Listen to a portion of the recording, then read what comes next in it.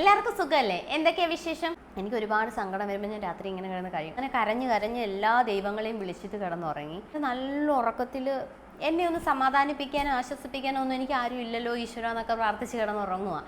അപ്പം ഉറക്കത്തിൽ ഞാൻ നല്ല അടിപൊളി മനോഹരമായ ഒരു സ്വപ്നം കണ്ടു. അത് ഞാൻ നിങ്ങളോട് കൂടി ഒന്ന് പറയാമെന്ന് വിചാരിച്ചു. ഒരിക്കൽ പോലും കണ്ടിട്ടില്ലാത്ത അമ്പലപ്പുഴ ശ്രീകൃഷ്ണസ്വാമി ക്ഷേത്രം ഏതാണെന്ന് എനിക്കറിയില്ല. ഏതോ ഒരു അമ്പലം. അവിടെയാണ് വെണ്ണ മറ്റേ ചെറിയൊരു മൺകുടമില്ലേ, അത് ചെറിയൊരു മൺകുടത്തിൽ നിറച്ച് വെണ്ണ, ഒരു കുറേ പഴം ഇങ്ങനെ ഇരിക്കുന്ന എൻ്റെ മുന്നിൽ. ആ വെണ്ണ മുക്കി മുക്കി മുക്കി ഞാൻ പഴം കഴിച്ചുകൊണ്ടേയിരിക്കുക.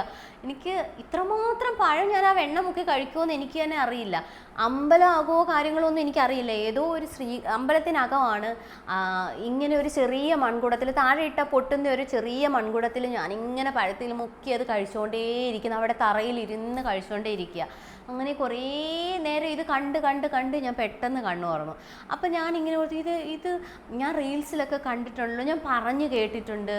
ചില കുട്ടികളൊക്കെ ഇങ്ങനെ കഴിക്കുന്നത് ഞാൻ കണ്ടിട്ടുണ്ട്. അവിടെ വാഴയിലയിൽ ഇങ്ങനെ വെണ്ണ അത് കഴിക്കുന്നത് ഞാൻ കണ്ടിട്ടുണ്ട്. അപ്പം ഞാൻ ഇങ്ങോട്ട് ഇത് അമ്പലമല്ലേ, ആ അമ്പലമല്ലേ, എനിക്ക് എന്താണെന്നറിയില്ല. ഞാൻ ഒരിക്കൽ കൂടി പോവാത്ത, എനിക്ക് യാതൊരു രീതിയിലും ഒരു പരിചയമില്ലാത്ത, ഞാൻ എൻ്റെ മനസ്സുകൊണ്ട് ഭഗവാനെ ഉറക്കെ വിളിച്ചു, ഭഗവാനെ എൻ്റെ ദുഃഖത്തിൽ ഞാനുണ്ട് നിനക്കെന്നുള്ള ആ തോന്നിക്കലാണോ, അതോ എന്നെ ഒന്ന് ആശ്വസിപ്പിക്കാൻ പോലും എനിക്ക് എൻ്റെ ലൈഫിൽ ആരും ഇല്ലല്ലോ ഈശ്വര എന്ന് പ്രാർത്ഥിച്ച് കിടന്നപ്പോൾ ഞാനുണ്ട് നിന്നെ ആശ്വസിപ്പിക്കാൻ എന്നുള്ള രീതിയിൽ വെണ്ണയും പഴമൊക്കെ ആയിട്ട് ഭഗവാൻ നേരിട്ട് വന്നാണോ എനിക്കറിയില്ല.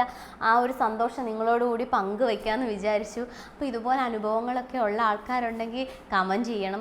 ഇതുപോലെ തന്നെ എനിക്ക് വേറൊരു അനുഭവം ഉണ്ടായിട്ടുണ്ട്. ഞാൻ UAE നിൽക്കുന്ന സമയത്ത് ഗുരുവായൂരപ്പനുമായിട്ട് എനിക്ക് ഒരിക്കലും മറക്കാൻ പറ്റാത്തൊരു അനുഭവം ഉണ്ടായിട്ടുണ്ട്. അടുത്ത വീഡിയോയിൽ ഞാൻ അത് നിങ്ങളുമായിട്ട് പങ്കുവെക്കാം. Okay, by.